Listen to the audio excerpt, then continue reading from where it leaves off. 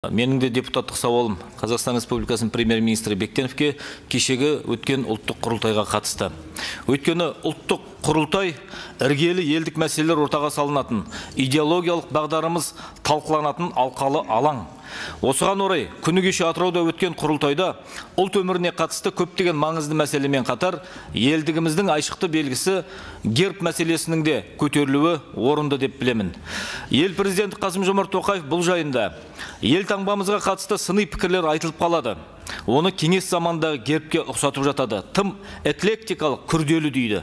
Бұндай ойды елісіне бей-жай қарамайтын белсенді азаматтар ғана емес, мамандар да айтып жүр. Орынды пайымдар ескерусіз қалмау керек. Ортақ келісімге келген жағдайда арнаулы комиссия құруға болады.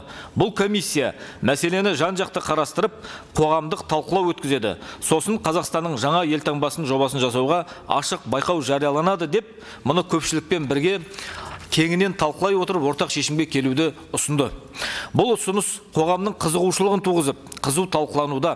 Олардың бір тобы қолданыстағы гербті осы қалпында қалдырайық десе, енді бірі заман талабына сай өзгертейік дейді. Бұл заңды әрі оң құбылыс, азаматтық қоғамның белсенділігі мен жетілгенінің көрінісі. Екінші жағынан, жұртшылықтың елдік нышандарға бей-жай қарамайтынын, отаншылдық сезімінің жоғарылығын айқын аңғартады. Әлемдік тәжірибеге сүйенсек, мемлекет гербі сол елдің тарихымен, төл дүниетанымымен және алға қойған мұратымен тығыз байланыста болады. Герб атауының өзі мұра деген ұғымды білдіреді. Кейбір елдер гербсіз, эмблемамен ғана шектелген. Бұл ретте біздің халқымыздың тарихы да елдік нышандар бедерлеу тәжірибесіне бай. Тамырын сақ, ғұн, түрік қағанаты заманнан тартатын таңбаларымыз жалпы гербтің түп атасы деуге толық негіз бар. Бабаларымыз құрған көшпелі өркениет өнімі таңба жасау дәстүрі ғұндар арқылы Еуропа елдеріне таралған деуге болады.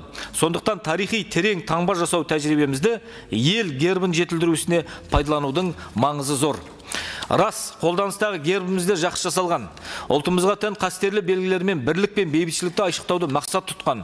Ол осы кезеңнің ерекшелігі мен сұранысына сай ел халқын біріктірушілік қызметін мүлтіксіз атқарып келді. Бұл ретте Қазақ мемлекеті 1991 жылы ғана пайда болмағанын, оның мемлекеттілік тарихының тереңде жатқанда ескергеніміз жөн. Ол арғыдағы сақ, ғұн, түрік қағанаты, ұлыс жошы ұлысының бергідегі қазақ хандығының тікелей мұрагері. Бұл ерлік пен өрлікке толы тарих. Биыл қазақ даласында ту көтерген жошы ұлысы Алтын Орданың құрылғанына 800 жыл толуын атап өткелі отырмыз.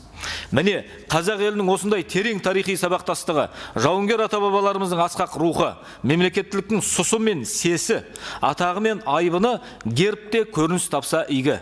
Сондықтан алдағы уақытта осы бағытта көп болып кеңесу артықтық етпейді.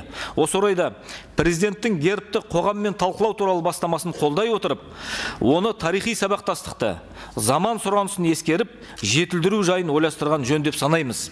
Бұл маңызды істі осыған жауапты мемлекеттік органдардың қолға алып, көпшілікпен тиісті мамандар мен қолданыстағы герб авторымен жан-жақты талқылау ұйымдастыруын ұсынамын. Құрметпен мәжіліс депутаттары, рахмет.